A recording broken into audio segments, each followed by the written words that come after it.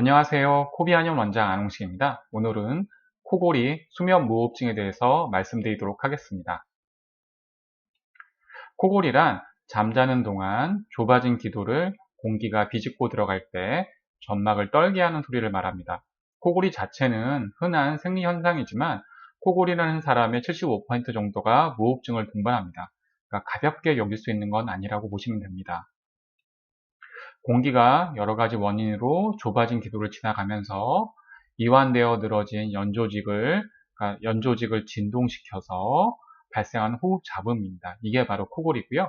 수면 무호흡증과 동반되어 나타나기도 하는데 수면 중 10초 이상 숨을 쉬지 않거나 호흡량이 50% 이상 감소하는 증상이 1시간에 5회 이상 발생할 때 수면 무호흡증으로 진단하기도 합니다. 코골이는 저희가 꼭 짚고 넘어가야 될 게 단순하게 수면 습관이 아니고 치료가 필요한 질환이라고 보셔야 됩니다. 코골이의 원인은 크게 세 가지가 있는데요. 첫 번째는 비염과 축농증 같은 코질환이고요. 그리고 두 번째는 갑작스러운 체중의 증가, 세 번째는 운동의 부족으로 인한 피로 등이 있습니다.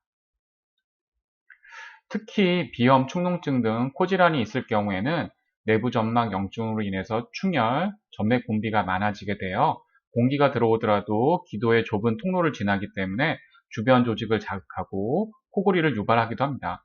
이 경우에는 비염, 축농증 치료가 선행되어야 합니다.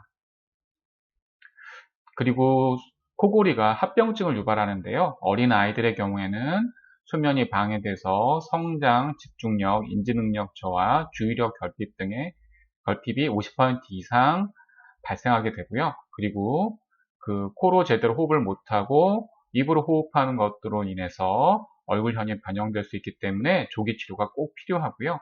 성인들의 경우에는 잘 때 산소 공급이 원활하지 않기 때문에 만성 피로가 되고 이런 걸로 인해서 심혈관 질환, 뇌질환도 유발할 수 있습니다.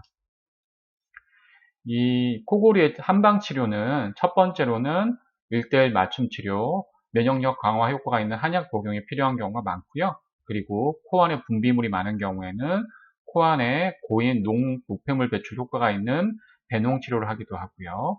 그리고 이 외에도 점막 부종, 염증 개선 효과가 있는 물리치료를 같이 병행하기도 하고요. 그리고 집에서도 좀 관리할 수 있도록 홈케어 제품을 처방받아서 사용하는 것도 좋습니다.